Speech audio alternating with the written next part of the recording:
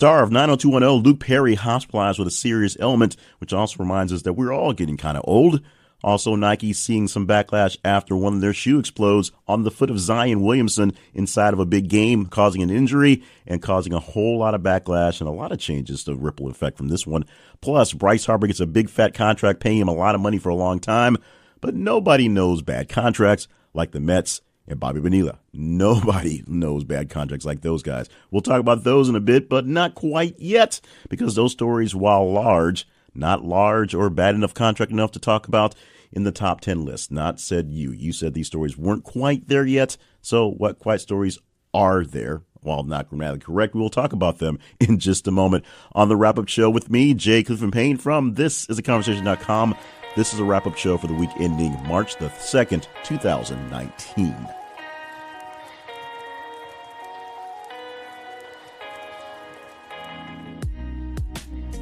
And welcome to the show. Jay Clifton Payne, as I've already said, and this, as I've also said, is the wrap-up show. This is a wrap-up of all of the responses you gave us to the stories we posted all week long, 7.5, 8 days or so, from ThisIsAConversation.com that you got to see on our social media feeds. It's very simple how this thing works. All week long, we post a story about every 50 minutes or so on our Facebook and our Twitter feeds. And as people see them, they respond to them, they react to them. As they're trending, they get really big quick. If they're not trending, it may take a few days for them to get some notice, as we know when how stories work out. So if you want to be a part of all that, just follow us on Facebook at This Is a Conversation. Follow us on Twitter at @TH_conversation. We're also on Instagram at This Is a Conversation. Instagram doesn't give you the chance to really vote as all. And check out our website, ThisIsAConversation.com, where we'll have plenty of great features growing there. You can also visit some of our other great sponsors that we'll talk about a little bit later, people to help keep this thing going. This is a worldwide, a global podcast, a global show where we can put stories from all over the world that span various different niches and various different cultures and various different countries. And you get a chance to see that every single week in some of the stories that get picked up. And we try to do our best to post things for the people in their native places. We've also had a shout out for expats in the last week or so. So if you are an expat, you are a former member or former resident of the United States living out there around the world, let us know where you are. Let us know where you're listening to and what we do for you to provide you. Probably not the greatest news in the world, but as we advertise, the news that's not what's always stuck on the breaking news chyron. So it's not all Trump, Cohen, Trump, Kim Jong-un. But we do get a lot of that mixed in there, and Trump finds his way into many things because that's what he do. So without further ado, let's roll into the top 10 for this week and let y'all know what y'all said was going on. For story number 10, we will read from the original headline. Navy Federal Credit Union tweets it is aware of, quote, delay with posting of transactions, unquote. On Friday, February the 22nd was when this was posted and when it actually happened. We're going to read a few lines from the story we pulled from Fox 5, Maryland, D.C. area. And the story was updated, so it's not going to read as it originally did because the resolve happened. However, you got the gist of the original headline. Here's what we have from what was updated about 5 hours that afternoon on Friday. The Navy Federal Credit Union has posted on Twitter that customers are now able to see their deposits in their accounts after many customers encountered problems Friday. Numerous customers tweeted early in the day that they were having account issues. Several tweets from the credit union's official account have acknowledged the problems. One tweet said they were receiving a high volume of calls related to the matter. In one reply from just before 7 a.m., Navy Federal Credit Union wrote, "We are aware there's a delay with posting of transactions. We'll update everyone as soon as possible." A tweet around 11 a.m., the credit union said members are now able to see the deposits in their accounts. Currently, online banking is unavailable. Members can be experiencing intermittent issues accessing our mobile app and phone services. We'll update this message once services are back up. Now, people who have to deal with Navy Federal Credit Union, which gets a lot of pub, there's a lot of commercials out there these days, probably know exactly what has been fixed on this end. From here, we don't get an actual resolution other than some sort of glitch in the system. We're seeing a lot of those these days, and as all our banking is now done in the cloud and all our cash essentially is not cash but on cards or different transactions, this could become a bigger problem in bigger situations. Luckily, it only took a few hours to get most of the settlements on this one and about a day or so to figure out what was wrong in the overall action from Navy Federal Credit Union. The man's been eliminated from all actual press around the world, but somehow still gets press. And this one was a really big one that happened. It was basically going on live while you could kind of see the craziness in action. Posted on Wednesday, February 27th. The headline from the story we got from a newhothiphop.com. Hotnewhiphop.com. Must actually get that one straight. This is the headline. Alex Jones reunites with Joe Rogan, says there's an alien base in San Francisco. As this was going on, it was just a wacky thing that was happening. We'll get to the story in a bit, but a bumper response of 3.48% from the 10 story. That means that many more percentage points of engagement in Facebook and Twitter as opposed to the original story in 10. So, I'm just going to read. This is a very quick article what's there. And if you go to the link that's going to be on our website to this week's podcast and this actual story, inside the link to the full story is the YouTube embed of the podcast. I believe it's the full podcast and not just the teaser.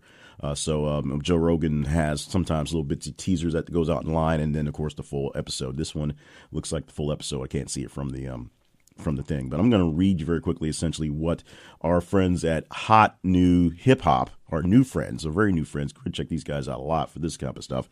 Here it goes. Get your popcorn ready, folks. Alex Jones is on one right now. The controversial host of InfoWars is always in the news, mostly for the insane statements that come out of his mouth. Much like any other day, today we've got more of the same. The Joe Rogan Experience is easily one of the most enjoyable podcasts out there, with each episode bringing interesting questions, buzzworthy guests, and tons of content to roll off of. Today, Alex Jones stopped by to reunite with Joe Rogan, chatting with him and getting off some of his theories for Rogan's huge audience. One of the wildest parts of his rant has to do with aliens and cyborgs, including an apparent alien base in San Francisco. Obviously, none of this is public information. If Jones is to be believed, he's helping us by spreading the wealth of knowledge. However, it's difficult to believe anything he says. According to Jones, so take this with a major grain of salt, the government is pumping, quote, astronaut level, quote, humans with DMT and other drugs and sending them out to make deals with aliens. Seriously, this is a real thing that Alex Jones went on about. Quote, the media is not going to cover this. They literally have an alien base and they are making intergalactic deals, unquote. Apparently, all of this is being facilitated through the use of DMT and the other psychological drugs. If Jones is being truthful, this is crazy. If he's not, it's still pretty crazy. And as they said, you can watch it below, watch it live because it's streamed live, the whole show, and then of course put back for the thing. So yeah, if you've not seen this yet, not heard about this yet, however you get the Joe Rogan Experience, if you're a fan of it, if you go to the link in this week's website, on the website for this week's episode, you can see the link and the YouTube embed for that in that one. And trust me, if you've not been an Alex Jones purveyor, just take in a little bit, and a little bit goes a very long way. I promise you. The next story, 2 arrested in buffet brawl over crab legs. This we pulled from NBCnews.com, Thursday, February 28th. On this one, a bump of response of 4.81% in the story. And this is one that got some quick, maybe not so quick, viralness. It took a few days for it to turn into a bigger story. Some of these smaller stories in smaller places do. And that's what happened with this one. So we'll get a few lines from this one, and I'll just let you kind of soak in the ambiance of the story. From the AP originally, Huntsville, Alabama. Alabama police say a dispute over crab legs at a dinner buffet ended in a brawl that left 2 people facing misdemeanor charges. Huntsville police officer Gerald Johnson said he was eating at the Metro Buffet restaurant when the fight broke out.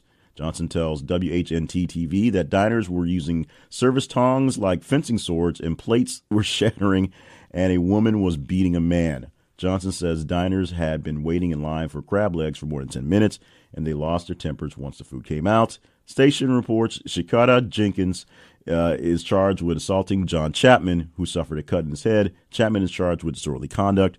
Court records aren't available to show whether either person has a lawyer. We're just going to leave that one right there and let that one, pun intended, marinate for your own enjoyment. Is the foldable phone going to be a real thing? Well, everyone's trying to test theirs out, and we get this from the 7 story this week. This one gets a bumper response of 5.96% from the 8 story. The headline for this one reads, Huawei's new foldable phone will top both Apple and Samsung in price, costing about $2,600. As I said, Tuesday the 26th, the day this was posted, and the bumper response of 5.96%. A few lines from that story and the craziness that apparently is foldable phones coming from CNBC. Huawei's launched a foldable smartphone on Sunday, striking back at Samsung just days after it launched its first consumer-ready foldable device. Huawei will launch the Mate X at an event at Mobile World Congress in Barcelona. The Chinese tech giant said the phone will start at a whopping price of 2,299 euros, approximately $2,600, and will be available in the middle of 2019. That price tops the high-end Samsung Galaxy Fold, which will sell for an eye-popping $1,980, as well as Apple's premium iPhones. American officials have warned against using Huawei's devices out of fear they may enable Chinese spying, charges the company denies. Meanwhile, Huawei has found itself stuck in the middle of tensions between the U.S. and China in the race to roll out the 5G networks as well. So big money in phones, foldable, 5G, and otherwise, and whether this is going to be the next fad, whether the flip phone is back in a whole new form factor, I guess we'll find out fairly soon if these things catch on. But they, of course, have to catch on.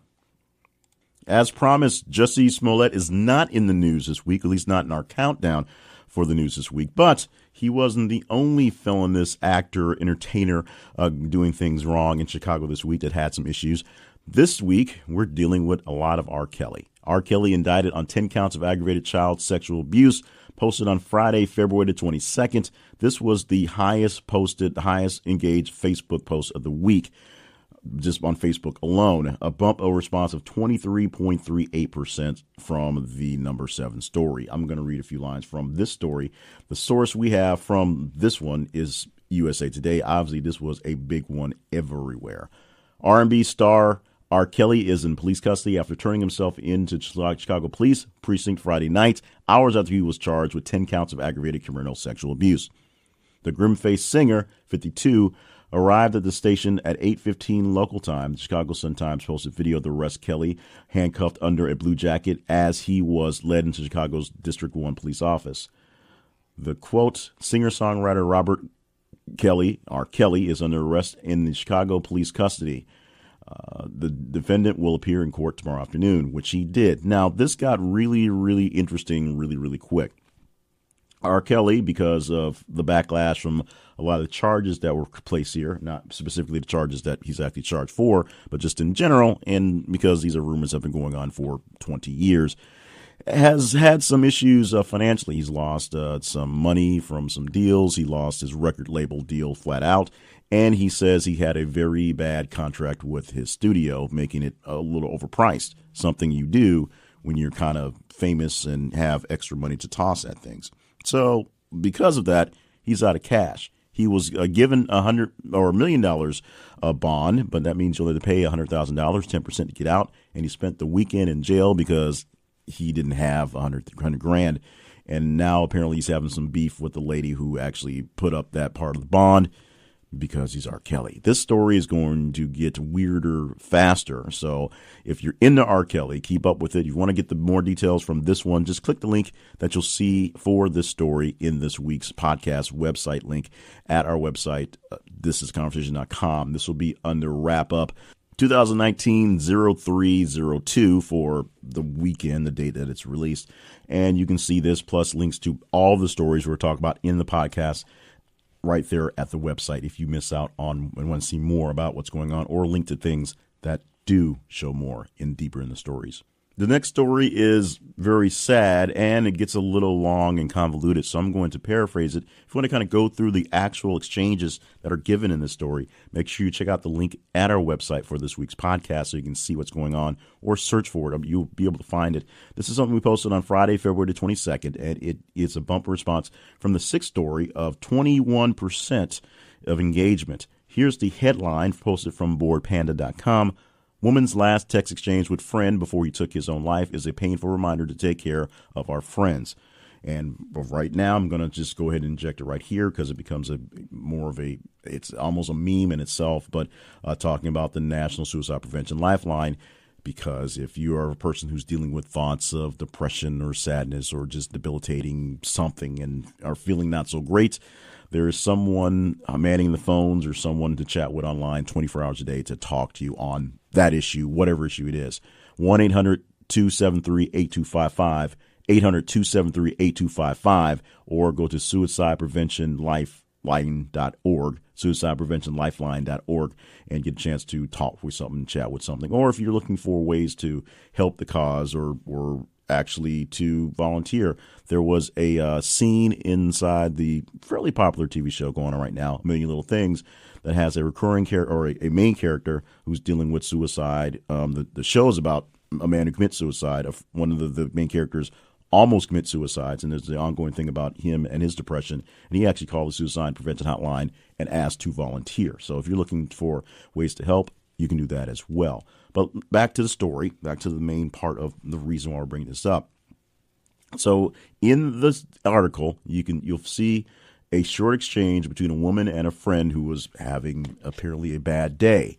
Bad enough that before she could even get to him, she actually was working on a project and had to work on it for a while. But before she got to his apartment and text, "Hey, I'm here, come let me in," he had committed suicide. I'm saying he committed suicide. So the exchange goes back and forth. And so there's a lot going into the whole thought process of, this is sad. If your friends are in need or seem like they're in need, make sure you check on them.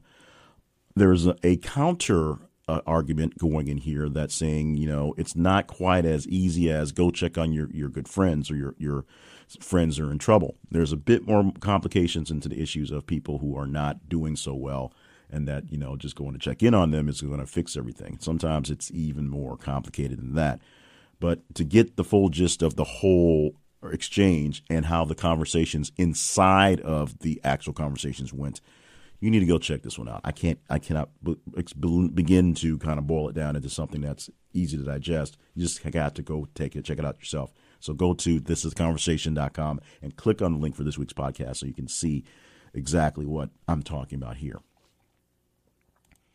This one goes a bit off the rails, maybe a bit more than the one about Alex Jones we had earlier, if you can believe that. But this is a story about a man behind bars who, once he gets out of bars, may have to, Tekashi 6ix9ine will reportedly enter witness protection after jail. Friday, February 22nd, today, we posted this with a bump in response from the number 5 story of 34.2%. Yeah, so let me just read you a few lines from what we have. This from, oddly enough, Cosmopolitan, because they love them some 6ix9ine. Rapper Tekashi 6ix9ine, also known as Daniel Hernandez, might not get nearly as much jail time as he originally reported. According to TMZ, he probably cooperated with investigators. He might get a lesser sentence with the possibility of witness protection. Tekashi pleaded guilty to 9 felonies, including racketeering, conspiracy, firearms offenses, and narcotics trafficking back in November. He also admitted that he hired someone to shoot rapper Chief Keef. He was facing a minimum of 47 years and the possibility of a life sentence. Now it looks like the U.S. Attorney in the Southern District of New York, you've heard that one before, has decided, quote, to not prosecute 6ix9ine for the crimes set forth in counts 1 through 9, unquote, because of his cooperation, which means he'll probably get fewer years behind bars. So you have to go click on the link and go through deeper in that one because it's really, really weird and convoluted, as these all things tend to be for some reason. But there you have it. 6ix9ine is probably not going to spend as much jail time as probably not 47 years for all he basically pled to, but he's going to witness protection, so you still won't see him when he gets out. We'll see how that works out. Can you have a music label deal and not be seen? Tupac does it, so why can't he? Guess we'll find out very soon enough. As we advertise in this podcast, we stay away from what's stuck on the breaking news chyrons, which means we don't do a lot of the big Trump stuff because you already know the big Trump stuff. We're trying to have the conversations that are getting lost in those bigger conversations. So this is one that we had to put up there because it seemed like it was sort of contradictory in itself. And you guys agreed it was a little silly, it was a little much, and it put it in the top 3 for this week. Trump plans salute to America on Independence Day. This gets a bumper response of 8.64% and posted on Sunday, February 24th. A few lines from the Voice of America website where we got the source, but obviously this was a big thing all over the internets. And yeah, let me just read a little bit and tell you what some people said about it. U.S. President Donald Trump says he's planning, quote, a salute to America, unquote, this in Washington on the 4th of July, the country's Independence Day, to replace his planned military parade that was canceled last year. This is a quote from the tweet. Hold the date. We will be having one of the biggest gatherings in the history of Washington, D.C. on July 4th. Several 100,000 people have gathered for years on the National Mall. This is not the quote. This is actual fact. On the holiday with the concert at the Capitol at sunset and mid-evening fireworks. But Trump said his celebration will be held at the opposite end of the mall at the Lincoln Memorial and include, along with the fireworks and entertainment, quote, an address by your favorite president, me. That part was in the tweet. Of course, Trump, inspired by France's Bastille Day parades, had called for a military parade on last year's Washington's Pennsylvania Avenue for the annual Veterans Day commemoration on November 11th, which in 2018 was marked as the 100th anniversary of the end of World War I. Apologies for the butchering of that. I will keep butchering as I keep reading. Planning for the parade was called off when Department of Defense officials estimated it would cost up to $92 million to bring in troops' military hardware to Washington. Local Washington officials also voiced concern that the rolling threads of military tanks would tear up the city streets on near the parade route. So early this month, Trump told reporters he was considering the idea of a parade again, which he quickly corrected himself to describe the event as a gathering. There was no word Sunday on whether the July 4th event will include the military. So President Trump is going to have a party for Independence Day. Okay, sure. He's going to have a party across the street or the other side of the mall of the one they're already having. Okay. He's going to be there to make an address. Okay. He's not going to have as many tanks as he promised, although tanks have not been overruled yet. Okay. So you thought this was one that needed some talking to, and it did. As I said, the number 3 story for this week, it's amazing that these things keep happening, but it does. And we only can produce the stories based on what you say. You thought that was 3. Wait till we get to the other 2, and you'll see exactly the difference in those. So moving on to the number 2 story, one that we really posted sort of as kind of a joke. Some of these stories are kind of silly-ish things. And apparently you guys either remember this or just got so enthralled by it that it became a big thing. Here's the headline. Hanna-Barbera's The Banana Splits to return as a horror movie. Saturday, February 23rd, it was posted with a bump of response of 47.32% from the 3 story. I'm not going to read much from this, but it basically goes through a couple different sources trying to reimagine the Banana Split show, which was one of the big Hanna-Barbera shows that which had people in costumes, really big, weird-looking costumes. The characters' names, Bingo, Flieger, Drooper, and Snorky, running around doing things and just being silly from back in the 70s and early 80s. That's so maybe even the 60s, maybe even earlier than that. So this show may come back to haunt your dreams in a new way, not because people in really big, scary costumes are really big and scary, but they may actually be some sort of horror-ish type of thing. It's sort of now just being bantered around. To get more details, go to the website and click on the link for this week's podcast and get deeper into the story. We got it off of Boing Boing. Jason Weisenberger wrote it up on the story. We actually posted it much later. It was done earlier in the week, and we just kind of tossed it in there on the weekend, and it turned into a story that you guys really seem to care about. I'm not sure why. I'm never really completely sure why, but if you want to tell me why, please respond to us. Email us at theconversationinbox@gmail.com. Finally, although I have to often tell people this is not meant to be a black leaning recap show, when black leaning things pop in here, they do get a lot of response, which does, go to toe for the fact that I am black, and that you folks out there either really, really care about those issues or you find them a bit amusing, which is why I am so impressed by what is so far the highest responding Twitter story of the year, at least within the ranks of the original 8 days that we have it posted. Some stories over a while gain a little more after that, so this one may not be the top of the year on Twitter yet, but it's pretty effing close right now. Let me stats first. Tuesday, February 26th, the day it was posted. This is the top Twitter story, as I already said. It gets a bumper response from the number 2 story of 29.82%. From the number 10 story, which was the story on Navy Federal Credit Union not getting their money in for deposits, 373%. And from the number 202 story this week, I didn't tell you that. We have 202 stories, so that's how far we went in original postings this week. 6,771%. So there. What is the headline? Solange just brought back Black Planet, and Black Twitter is scrambling to find their logins. BlackPlanet.com. Do you remember BlackPlanet.com? If you don't, you're probably not quite in your 30s yet. Black Planet was one of the original sites for. It was sort of a gathering. It's sort of like a Facebook before MySpace, before Friendster. It was meant to be a social network in the sense that Yahoo and Google did when they offered up accounts where you could, see people's information and use their services.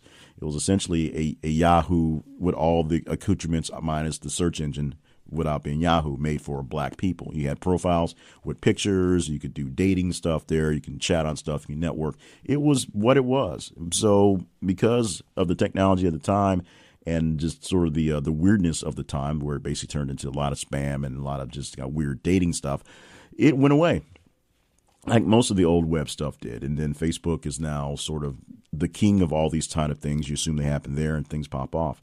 Well, somewhere in the middle of the back of our mind, something went weird. And I'm going to read you a few lines from Hello Beautiful, where we got the news on this one. Although Black Twitter, as we said, was all over it, we had to find an actual link for it. And this is one of the first ones we found. And this was one of the most colorful ones. So without being black facts, here we go.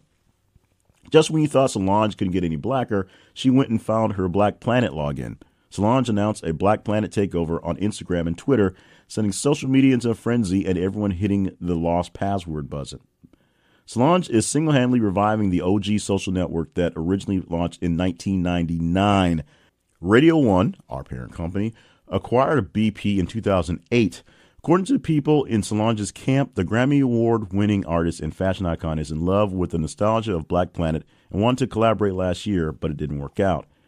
Quote, I was going to release the Beatles cover on Valentine's Day on Black Planet, but couldn't figure out how to work Black Planet in 2018.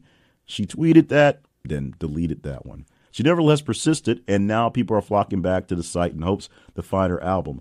While there's been no mention of an album, you can find her newly announced tour dates, never before seen photos, and moving images of Solo.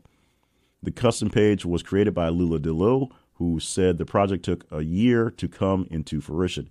Now, let's back up a little bit on that one as well, because Solange actually did something today that we didn't post in because of things going on. She actually posted new actual album tracks, and I don't believe they're actually on Black Planet, but this is past that whole thing. So apparently she really was into this and wanted to do this. If you're really that nostalgic for Black Planet, go to the website and click on the Forgot Password button and see if you can get back in. I have not, I won't say I've been fighting the urge not to do it. I just have no desire to go back to that one. At some point in time, you have to, leave your old life alone. And we're not going back there. Awkward times, really weird times, huge glasses. It was not a great time.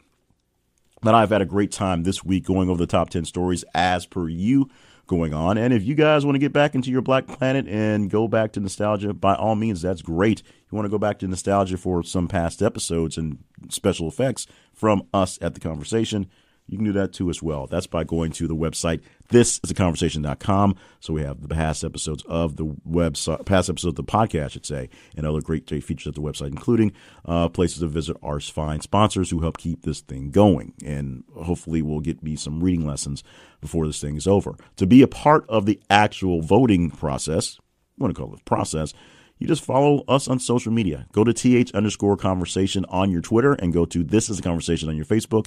And as the Posts come in as the stories come in, as we put out links to things out there. Let us know what you think about it by liking, loving, sharing, hating, replying. Do what you do to engage with the actual post. The most post engagement, Solange with the most Twitter engagement this week, and of course, R. Kelly with the most Facebook engagement this week, get ranked when they're all racked and stacked and sorted out. Very, very, very interesting week for how things worked out. As we said, this is not promoted as a blackity black talk of a podcast or news reviews, but I am blackity black thinking. So maybe it is a thing.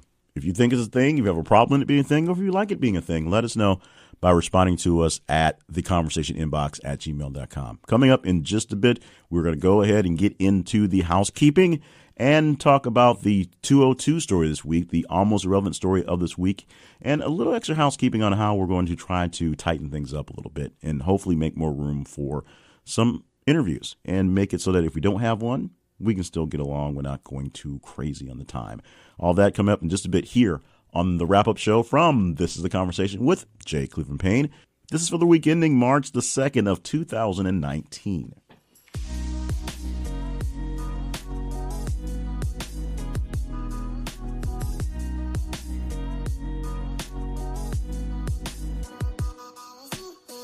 I talked about my awkward large glasses I wore back in the 90s, but if I were living back then now, if that made any sense, if I could shift myself in time and come to right now and get out of that experience, which is horrible going through that experience, I'd be very happy because a place like Warby Parker exists. And that place exists out in the ether of the internet because I don't have to go there. I can shop for my glasses online and they will send me frames to try on. And trust me to send them back if I don't like them. I can try them on, see if I like them without having to wander into a store and be stared at by random people. They will send you a quiz, or you take a quiz, and they'll send you a bunch of frames based on what you think you like. And you check them out, and the ones you like, you keep. Or if you got your specs ready, you know what you want, you are down for the count, you just shop for your glasses online. They give you the best service available. And this was based on essentially making a complicated thing very simple. How come it's very easy to go out into the middle of nowhere and take care of people with very inexpensive glasses, people who can't afford expensive glasses and can't afford to find their way to a glasses shop, obviously. How come you can do that for those types of people out there, and can't do it for somebody sitting in the suburbs or living like right across the street from the mall? How come their experience is so expensive and just so gaudy? So Warby Parker puts together great looking glasses, great made glasses, and makes the experience a breeze. It's lovely. So check them out by going to our website at thisistheconversation.com/Warby Parker, and you'll get a special discount for using the link we have there. This is theconversation.com/Warby Parker, and you can get a special discount for that link. And of course, all of the things that come along with it. They have sunglasses, they have regular glasses, they have your bifocals, trifocals. Yes, some of us are that old, and they'll take care of that. Plus, they'll give you links to actual locations. You can go to a Warby Parker store if there's one near you, but why would you want to even do that when they'll send the glasses for you to try at home for free? Check them out, and they'll take good care of you. WARBY Parker. This is conversation.com/Warby Parker for a great deal on an already great experience to get you the pair of glasses and sunglasses you want, you need, with less hassle and less price.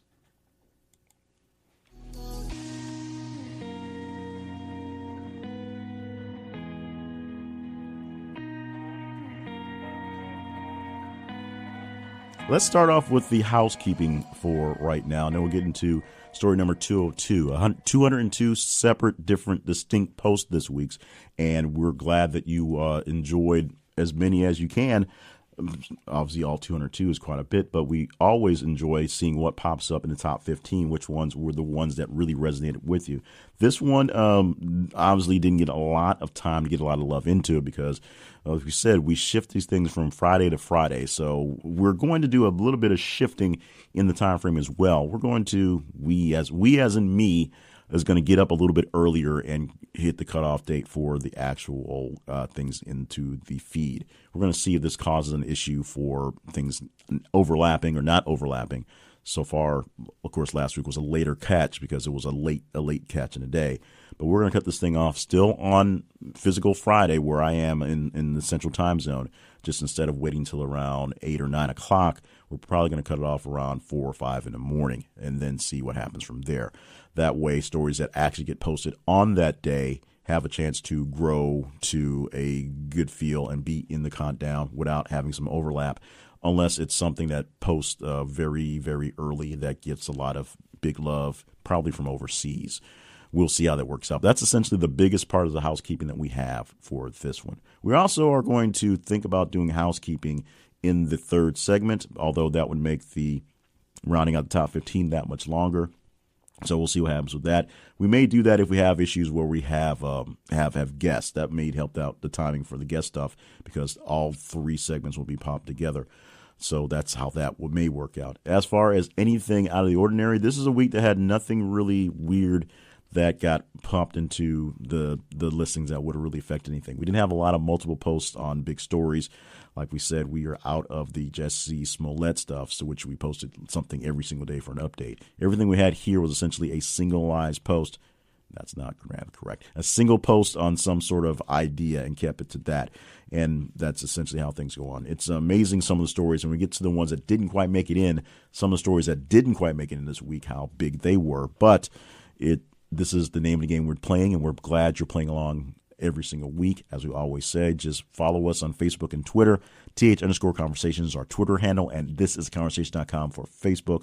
Also same for Instagram as well. And as the stories come in, just interact with them so that you get a chance to tell us what the good stories are. We think these week's stories, they're always good stories because you picked them, but this is a very diverse batch of stories based on what was going on here. So very quickly now, let's get to the number 202 story. We call it the almost irrelevant story of the week. As I already said, it's the lowest ranked story, and it should now have a bit more ranking, a bit more number wise, because it's not literally posted 10 minutes before we do the cutoff. So it has some actual time to kind of live in what's growing. It's being out there. This one didn't get it much, but this one is something that really does affect or may affect you. And that's the irony of calling it the almost irrelevant story, because it's normally just a story that just pushed in because of time. It's just where it gets put. But it turns into something that really does mean a bit more to you than you would actually originally think. Unfortunately or unfairly, it just doesn't get posted in the right place where you can see it. This one's in the form of a press release, but the stories bounce around back and forth. And we just got the story from a write-up, and the link was to a press release, so we just went with it. FTC brings first case challenging fake paid reviews on an independent retail website. What this means is the FTC, the Federal Trade Commission, is announcing a very first case it has against what is calling a independent retail website. That independent retail website is AmazonVerifiedReviews.com. So that website is a place where you can pay money to get fake Amazon reviews. 5 stars mostly, sometimes lower stars to make things go down for people, to help people make their products seem like they're better. We know that fake reviews is a big problem with basically all sites. There's just spammy things going on, and it's so easy to make fake accounts and blow things up. But on Amazon specifically, where people live and die by reviews, some rightfully, some wrongly, and the reviews that go out there, some bad, some good, some with reason, some without, can really do damage to people's businesses and sometimes their lives. So the first case going against a website that's doing this, that specifically Amazon Verified Reviews, as the issues was, there were some capsules being sold as an appetite suppressant, fat blocking weight loss pill that were basically nothing. But because of the fake reviews saying it was great, people believed it and they bought more of the nothing, which is kind of bad. So that was a story posted at number 202, at least by the rankings, posted earlier this morning as per we're recording this on Friday morning. And this is the almost irrelevant story of the week.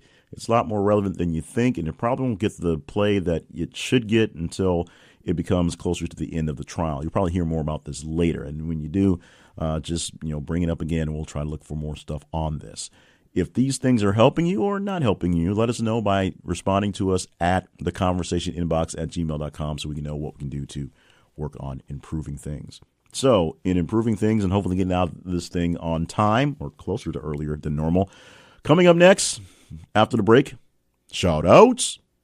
And of course, we're rounding out the top 15, wrapping up the show in just a mere moments here on the Wrap-Up Show with Jay Cleveland Payne from thisistheconversation.com. This is for the week ending March the 2nd, 2019.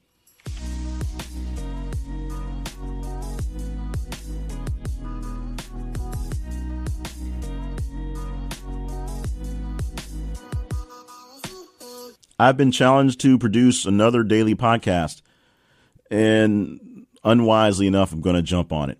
The good news is it's not really another daily podcast. It's just revamping a formerly daily podcast to be back to being daily. And we're going to start with 5 days a week as opposed to 7. 7 is kind of a bit much, but we're going to do a 5-day-a-week daily podcast, and we're going to revamp the already recently revamped to 1 day a week, the Project Positive Message. So it's that simple. If you're already episodes in on the new version or newer version of the Project Positive Message, you're already in the game. If not, see how far I'm up for the challenge. And we're going to start it coming up this Monday, this week on the 4th. So I already have one in the can ready for the week. I just have to revamp it and make sure I have 5 for the week, and we'll go from there. Are you ready for daily motivation, a daily dose of positive? Well, we're going to see how long we can keep that going again. And you can see how it goes by checking out the podcast at jclevelandpayne.net/the Project Positive Message. jclevelandpayne.net/the Project Positive Message. We're going for 5 days a week of morning motivation. We're going to try to keep it really tight, really short, really simple.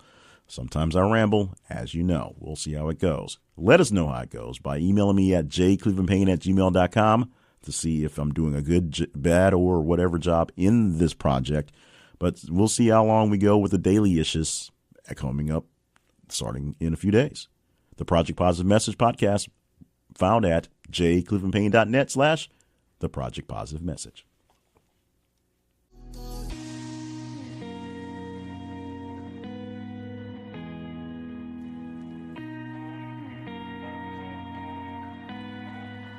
We did reach out to William Shatner this week to see if he had time for our interview segment to play the brackets game, but he was a little busy being William Shatner, so he couldn't make the time.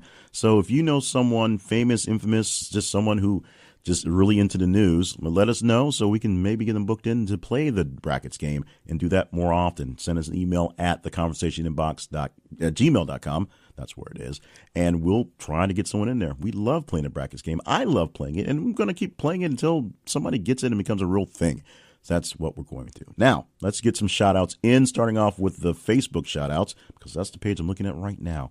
Shout-outs going out to Rebecca Davis, Carl Prime, Jessica May, Derek Jones, Robert Hughes, and also Kwame Abdul-Bey for some inputs this week. Let us know what was going on and that they enjoyed some things we had going on in the conversation, sharing, liking, replying to things going out there. A couple from the land of the Twitter include 40billion.com, Kevin J. Donaldson, also Cesar Ramirez, Charlize Bouquet, Sheriff A. Hoover, Darren Brady Harris, with the little weird symbols in there, Ledog, thanks Ledog, and JasonSmallwood.com. So thank you guys for responding on the twits to let me know that you enjoyed some things going on here inside of the conversation and the wrap-up show. Let's go ahead and start the wrap-up process and get into the final 5. Wrapping up the rounding out the top 15, the stories that didn't quite make it into the top 10.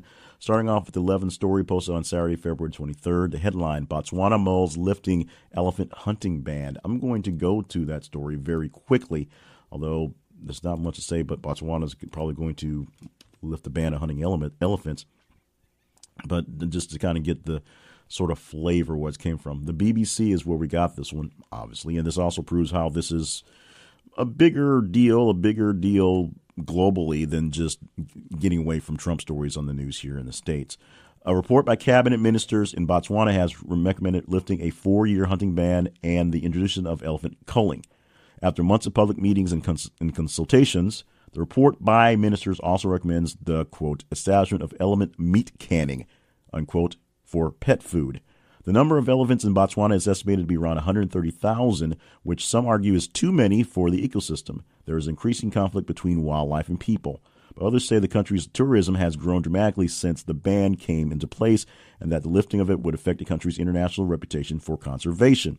So, of course, are competing factors in this deal. One is something that we see here locally, literally locally in where I'm living in Arkansas, especially where there's a lot of wildlife and less land for the wildlife because the people are going into it.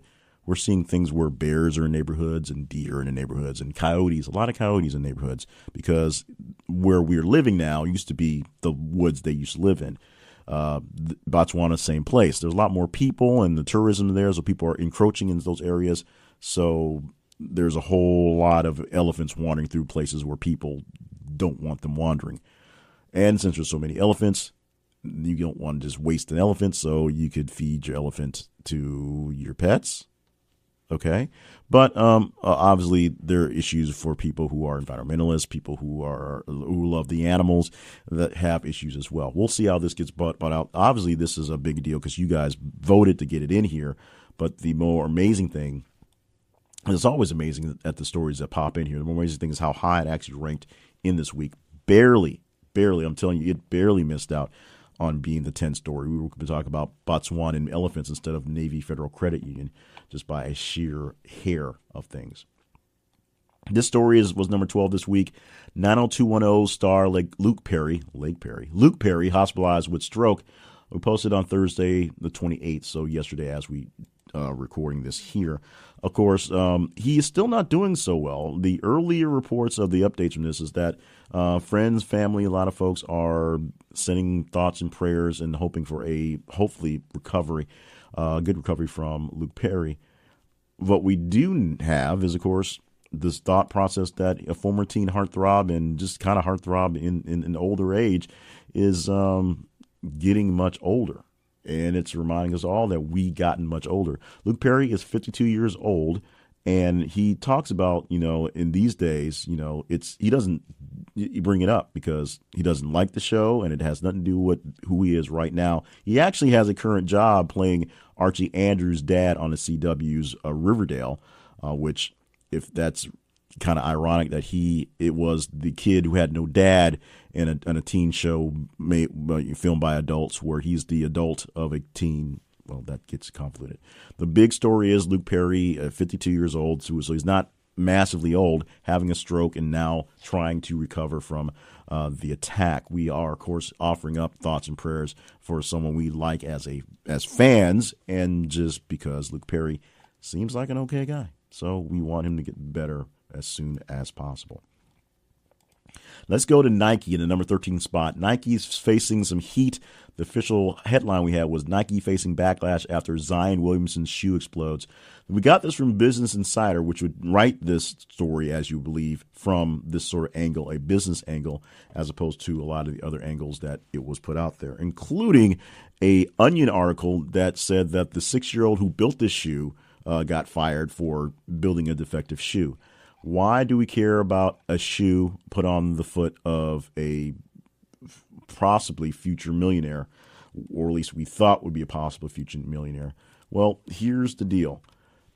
There are some very serious issues in the NBA right now. In fact, I believe they've already passed it, the league regulations to change the age that you can enter the NBA back to 18.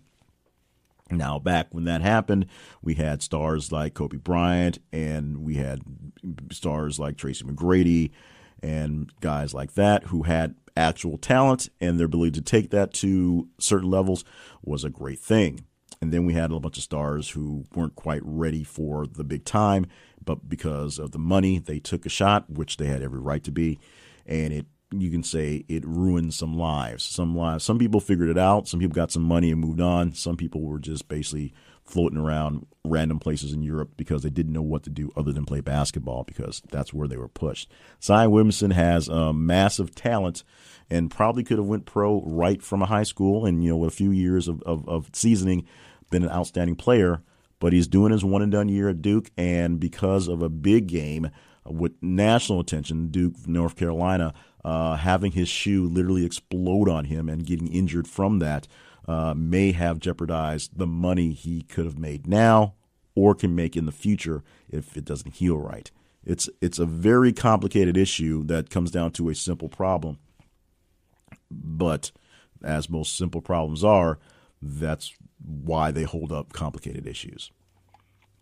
This next story, we went around, sort of buried the lead in the story, but it was a weird comparison that popped up on the internet that prompted me to actually post this online. Because at first, when the news came out, I wasn't going to go with it. But then I saw the actual, I actually thought about this, and then it popped up in other people's heads. So it was fate to put it in there. And you guys put it in there and ran it up the flagpole so quickly, it almost made it into the top 10. At 14, the headline I posted, which I had to edit it a little bit because I was doing it for my cell phone, Bryce Harper's contract with the Phillies won't outlast Mets' Bobby Bonilla payments. As we said, Thursday, February 28th is the day we posted this. So here's the very quick deal on this one.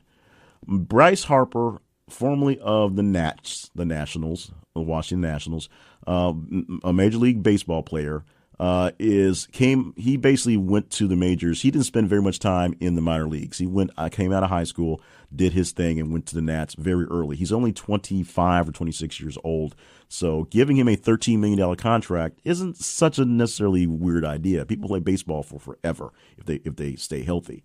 Paying him $300 million or so for that contract life isn't that much of a big deal since you're paying him for 13 years. In fact, of the top 5 big signees in the last couple of years, a bulk of them have like 13-year contracts. So whatever that means, they're just signing young guys with a lot of talent for long-term contracts. And, you can trade them, you can redo the stuff like that. Here's where it gets a little weird. Bobby Bonilla, who played for the Mets and hadn't played for any baseball at all since 2001, is still on contract with the New York Mets. He's on contract to 2035 because of deferred payments on a buyout from actually acquiring him. And so he has it's an amazing contract, known as one of the worst contracts in the world. And by the way, 13 years later, once Bryce Harper's contract is done, Bobby Bonilla will be owed 4 more years worth of contract money from the Mets. And by the time Bobby Bonilla is all done, he'll be 72. The man hasn't played baseball in 18 years. He's still getting every February, I think, because it's an internet joke. Every February he gets a check from the Mets for $1.5 million. So don't blame the player or the player. In this case, players. Let them get the money they can get. If they can hold on to it, great. Some contracts, like the like NFL, they get a big number, but they don't necessarily get the money. So if they can get that cheddar, go do it. Blame the very bad lawyers who are taking a risk and they crap out on it. Sometimes you hit, sometimes you miss. Story number 15 for the week. We will read a bit of this one because you have to read it to really understand it. The headline for the story is McDonald's customer flies into rage over apple pie not being ready, gets arrested. Sunday, February 24th on this one. As you say, story number 15. So you guys cared a whole lot more about this one than I would have thought you would have, but it is what it is. I can only read the stories that you tell me to read. Here are a few lines from the foxnews.com website and their write-up. A Georgia McDonald's customer was arrested for disorderly conduct last week after she flew into a rage over apple pie not being ready soon enough. Anna Louise Guti Baltazar went into the Covington, Georgia McDonald's location for the sweet treat. When she ordered, she was reportedly told there would be a 5-minute wait before the pie would be ready. According to Fox 5 Atlanta, the woman expected to receive the snack for free because of the wait. When employees informed her she still have to pay, she became aggressive. Start screaming and using profanity at the employees, aggressively walking towards her, punching her fist into her hand. Quote, said Covington police officer Justin Scott, Fox 5 reported. Police were called to the fast food location and arrested the customer for disorderly conduct. A reported $837 citation. Another quote from the officer: $1.06 for an apple pie versus $837 disorderly conduct citation. Her car was towed too, so you can stack a tow charge on top of that. No one was injured during the incident. It was not reported whether or not the woman paid the fine. And I am reporting right now that we are officially done. That is the wrap-up show for the week ending March the 2nd, 2019. I am still Jay Cleveland Payne, and I am very always happy to do this thing for you. Round down all the stories that you said were important on the week, while we didn't totally ignore what goes on for the big chyrons, the big top breaking news stories. Yeah, I watched Cone coverage for essentially wire to wire the other day. But yes, there were other things going on, and we're glad that you cared enough to tell us which ones you thought were the bigger stories so we can talk about them here. If you're not a part of the conversation, or at least getting in your views on the conversation, it's very simple. Follow us on social media. We're on Twitter at @th_conversation. We're on Facebook at This Is The Conversation. We're on Instagram at This Is The Conversation. And, of course, our main website, thisistheconversation.com. If you follow us on Facebook and Twitter, you can respond to the stories as they go live. You can be a part of the actual conversation, and your engagement with the stories, good, bad, and different, as you like, love, hate, share, and reply to the stories. Give it a higher engagement score, and then we put them all together, and it tells us which ones are the tops per you. If you follow us on Instagram, you'll get a copy of the image we have for the top 5 per day. We do a check-in in the middle of the day, and we see it so we can see what stories are trending the best. Not the full weighted average, but just kind of a good idea of what things are going to happen. You can kind of see where things are going towards the end of the week. If you want to respond to what's going on here, just go to your email machine and send us an email via theconversationinbox@gmail.com. Stop by our website, and you can visit any of our great sponsors. They all enjoy being a part of this and helping us keep this on the air. This week we put a big spotlight on Warby Parker, so that's going to be the Warby Parker this week, and we're glad to have them here. And they offer a great experience on glasses, because we are all getting older. We're also start thinking about those glasses.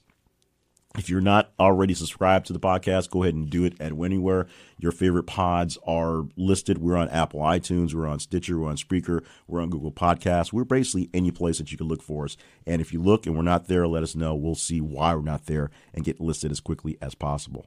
Of course, it always helps when you share the love of the conversation. So share us with some friends, share with some enemies, share us with random strangers. In fact, as you see random strangers walking down the street, tapping away on their phones, take their phones away from them, subscribe to the podcast, and hand it back to them, and they will thank you profusely. They always love it. Every time someone tells me it happens, they always tell me about the love they receive from sharing conversation and instantly subscribe people to their podcast just because they're there. Trust me, they will love it.